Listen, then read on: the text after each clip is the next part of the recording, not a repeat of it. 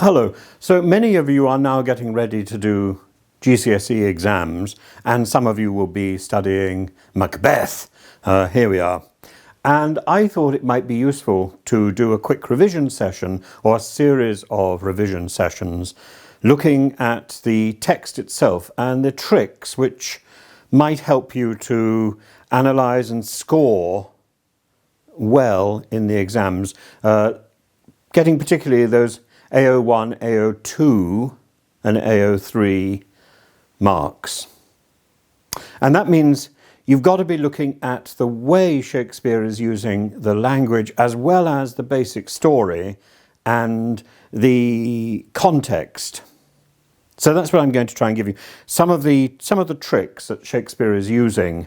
And I want to stick initially to, there are 7 soliloquies by Macbeth in the play, and then there's a soliloquy by Lady Macbeth. And if we look at those first and then go to look at some of the key scenes, you should have a pretty good grasp of the play itself, and we might then have a look at some of the themes that make up the play. So rather than starting at the beginning, which unlike Julie Andrews I don't think is a very good place to start, I think we should be starting at the end so that you know where you're going. And I would like you to turn to the last speech, the last soliloquy of Macbeth, which you can find in Act 5, Scene 5. And you've got this wonderful character called Satan. I'm sure that is a joke. And Satan comes in and says, "The Queen, my lord, is dead." And then you've got this amazing speech about time, about acting, about the theatre, and about life. It's a speech of despair. So, "The Queen, my lord, is dead. She should have died hereafter. There would have been time for such a word. Tomorrow, and tomorrow, and tomorrow creeps in this petty pace from day to the last syllable of recorded time. And all our yesterdays have lighted fools the way to dusty death. Out, out, brief candle! Life's but a walking shadow. A poor player that struts and frets his hour upon the stage and then is heard no more. It is a tale told by an idiot, full of sound and fury, signifying nothing." Now, there are people who do that speech so much better than me, but the important thing, again, let's go to the end rather than the beginning and see what that signifying nothing means, because signifying nothing, 6 syllables. 6 syllables. So in a Shakespeare play, most of the lines are written in an iambic pentameter. That is, it's made up of 10 syllables, and the syllables are arranged in bars, which we would call feet. 1, 2, 3, 4, 5. 1, 2, 3, 4, 5. That's the Greek word for 5 is penta. So this is an iambic pentameter. 5 bars, 5 feet, and each foot, each bar, is made up of 2 syllables with the beat ba-bum, which is the natural beat in English. Ba-bum, ba-bum, ba-bum, ba-bum, ba-bum. One of the reasons why people swear is because they want to put a plosive, a strong beat on the first syllable that they say. And there's not very many of them in English. Most of the time, the beat is on the second syllable. Your name probably is a strong beat.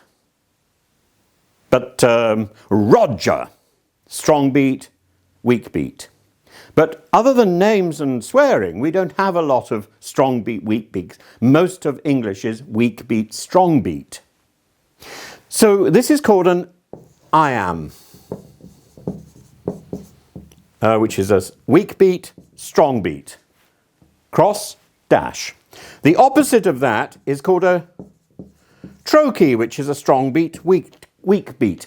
And one of the things that Shakespeare does, there's two tricks which Shakespeare uses, three tricks really, that Shakespeare uses, and they're technical tricks. The first one is when he varies the rhythm of the iambic pentameter. If he varies the rhythm of the iambic pentameter, if you suddenly see a trochee coming into the speech, you know Shakespeare's drawing attention to a word.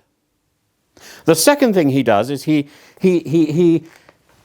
puts a break in the middle of the line. This is called a caesura. It's like stabbing Julius Caesar in the back. Ow! And then the third thing is enjambment, which is where the line runs on to the next line, so you don't have any punctuation in the way. Now this speech has got some enjambment, it's got some caesuras. The enjambment will generally emphasize the first word or the second word on the next line. So to get your mark in GCSE, and particularly if you're going to do it in A level, you would say, oh look, here's an enjambment which emphasizes this word. In fact, I think, am I right? Tomorrow, no, I'm not right. And all our yesterdays have lighted fools the way to dusty death. So the enjambment there is on the end of fools. There's no punctuation at the end of that line. And all our yesterdays have lighted fools. You can't stop there. Keep going. Have lighted fools the way. And by that point, you're exhausted. So the way becomes the word you emphasize. Way, the road to dusty death. And then death, there's a full stop. That's a caesura in the middle of the line. So he's drawing your attention probably to the word immediately before that, the word death. So in that line there, the way is important. Death is important. And then he says, out, another caesura, out, out, out. That's also a thing called epizoixes.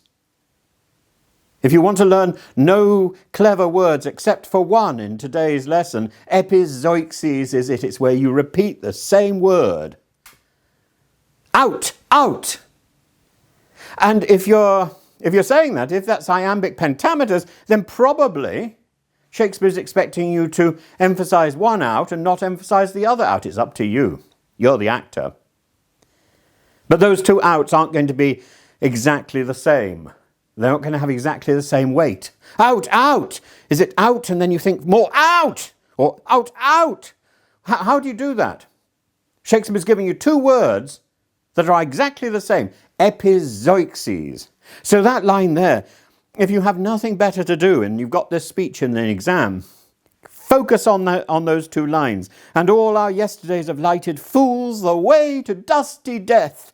Out, out, brief candle. We're going to look at the themes in a minute, and you'll find that the themes all come into that sentence as well, all come into those two lines again. So there's a lot in those two lines, but technically, you can get through a whole speech in Shakespeare just by looking at it technically, by saying, where does the rhythm change? If you're a musician, you should be able to hear this. If you're not, you have to learn it.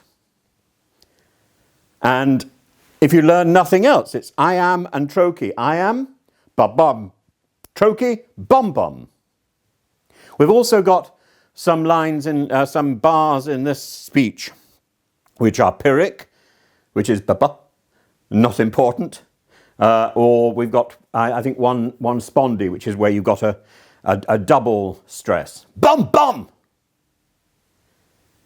But we've also got another feature here, which is amazing, and that's that's on the signifying nothing. Signifying nothing, and then you've got a gap. You should have 10 beats in that line, and you haven't. You've got 6. In the first line, she should have died hereafter. 7 beats. You should have 10. What happens in those remaining 3 beats? Shakespeare is telling you that Macbeth is thinking. Macbeth does a lot of thinking in his speeches, and there's a difference, I suggest, between the fragmented rhythm, the fragmented lines, these broken lines in Macbeth's speech, and the similarly broken lines in Lady Macbeth's speech. In Lady Macbeth's speech, the broken lines tend to indicate craziness. In Macbeth's speech, they tend to indicate thought, anxiety, guilt. You can throw all of this into the mix in your essay. So let's go through it. There are 3 themes in this speech. The first theme is, well, going through it, is death. She should have died hereafter. She should. Think of that word. She should have died. It's not she might have died hereafter. She could have died. She should have died hereafter. That's very harsh. And he's not even regretting her death, is he? Except he's regretting the timing of her death. Couldn't she have died on time? Stupid woman. She didn't even die well. Where is the love there? There's no love there. It's about inconvenience. She's died at an inconvenient time. No time for her now. And then he's focusing on himself or his own sense of despair. This is a speech of despair. It's a speech about how life is finite, how life is complex, how life for Macbeth is hollow. Why? Because he has sacrificed everything. He has traded, not so much with the devil. She does that in her first speech. There are incantations to the devil.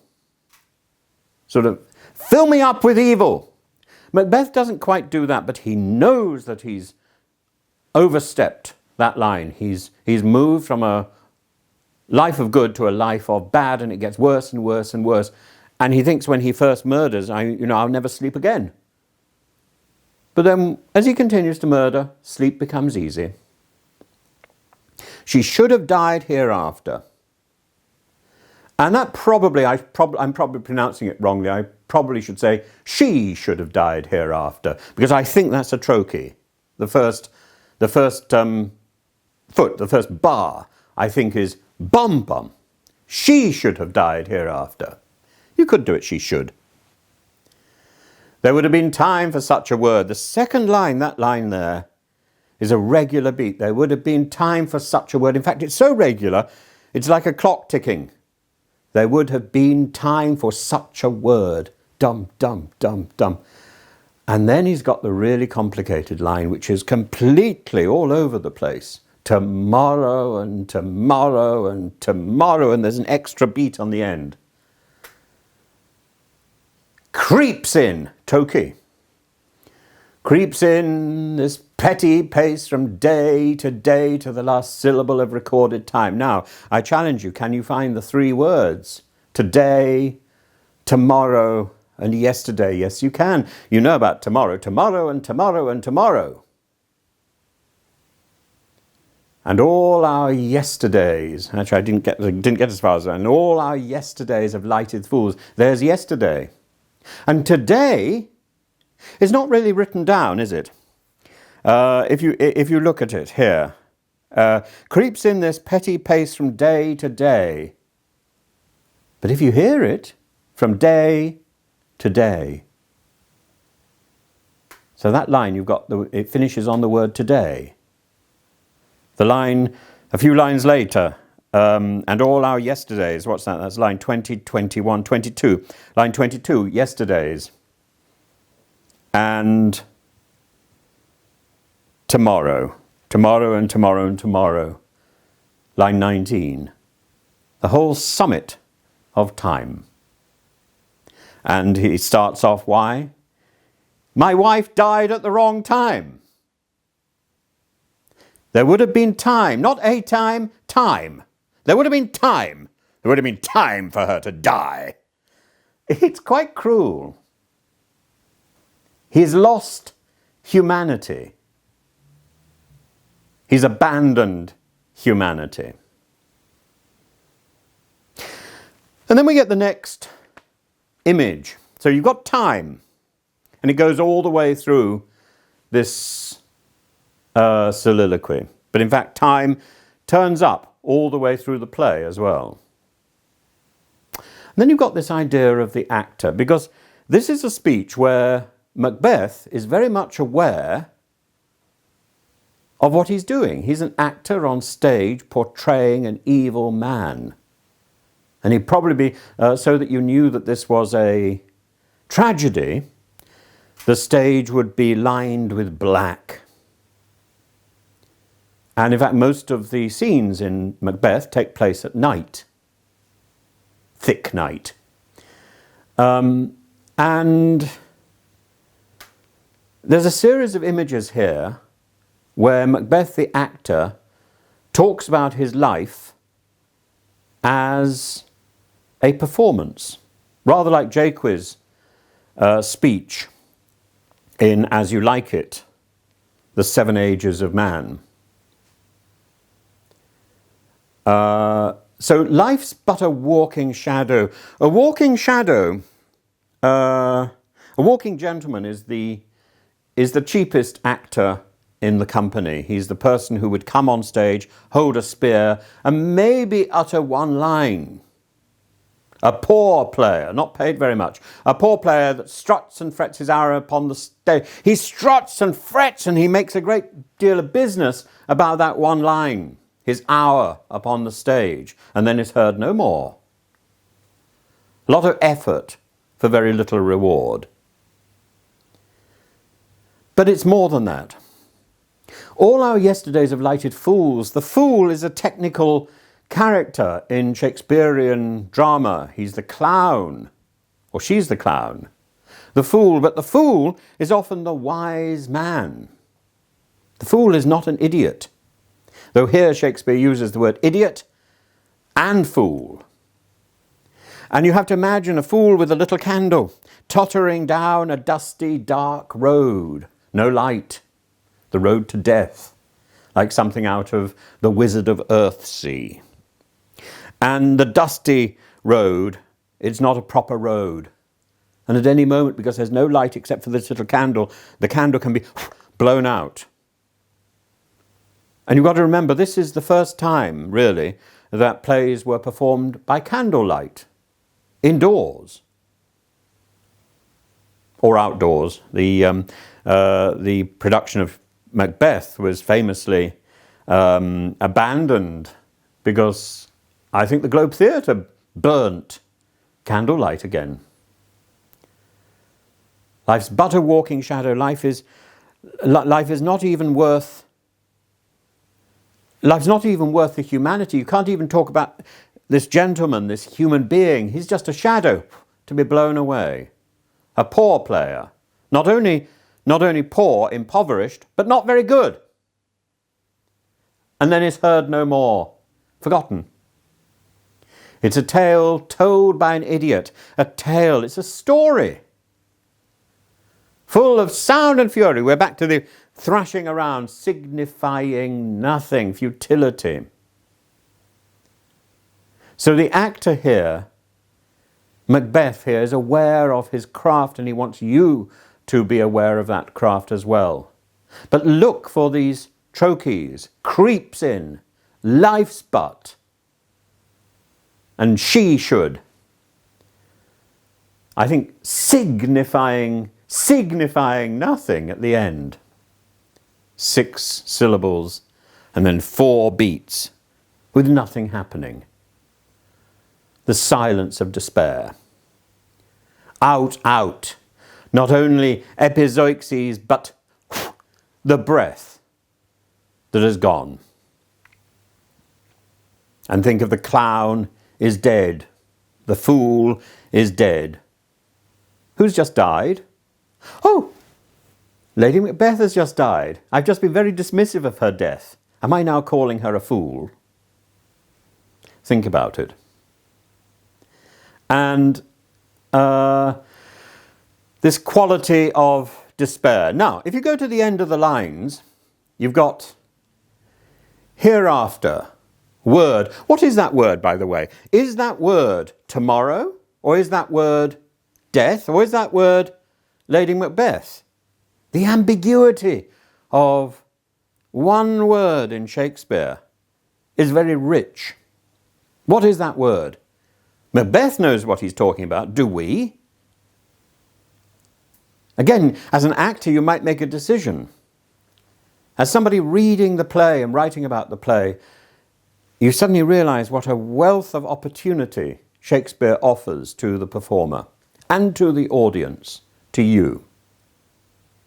So hereafter, word, tomorrow, day, time, fools, candle, player, stage, tale, fury, nothing, and those words are key words that sum up the entire speech.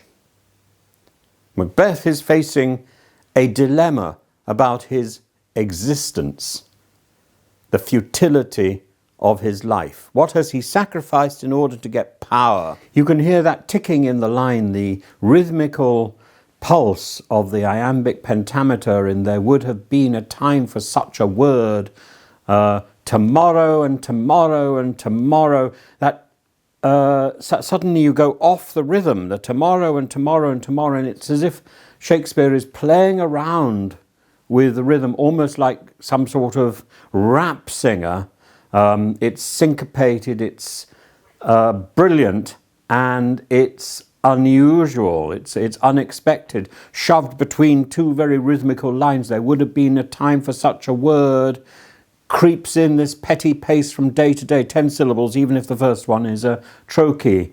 Even the first bar is a trochee of that second line. But in the middle of it, you've got this tomorrow and tomorrow and tomorrow. And it's really bizarre as a line. It's 11 syllables, and it's tomorrow. I think that would be tomorrow. So yes, it's an iamb followed by a spondy. Followed by a pyrrhic. Pyrrhic bars are bars without any beat. It comes after King Pyrrhus, who had a Pyrrhic victory. He was successful but achieved nothing. Tomorrow and tomorrow, and so it's iamb, pyrrhic, iamb, pyrrhic, iamb, and then an extra beat. Really odd. And Macbeth's speech, it's quite harsh. It's reminiscent of Lady Macbeth's speech in her speech, which we'll come to in the next in the next lesson or two. And Lady Macbeth is all K's and T's and D's. It's very harsh and guttural, whereas Macbeth's language is generally a lot smoother. And Lady Macbeth's pauses are pauses of frustration and anger. Macbeth's pauses are pauses of doubt and introspection and a guilty conscience. And all the way through you have this ticking, as if time is never going to stop. As for the tomorrow and tomorrow and tomorrow, it's as if it's a nonsense word. It's as if the word has become meaningless. There is no tomorrow. There will be no tomorrow for Macbeth. Today is his last day. And tomorrow will not exist. And somehow, deep in his soul, he knows this, and he's turning over this word as if there might be another tomorrow, but there won't. So that word tomorrow could even be ironic, couldn't it? Because there is no tomorrow, and somehow he knows this. And that's what's so wonderful about the Shakespeare. Now, I'll come back and look at the other speeches, the other 6 speeches of Macbeth, and also Lady Macbeth's speech, and we'll also look at some of the themes over the next few lessons. Do follow my channel. Do leave comments below, and tell me what else you want me to cover, and I will be here as a resource while you're doing your exams, and I hope to be of some use. So have fun. This is Tim. Bye-bye.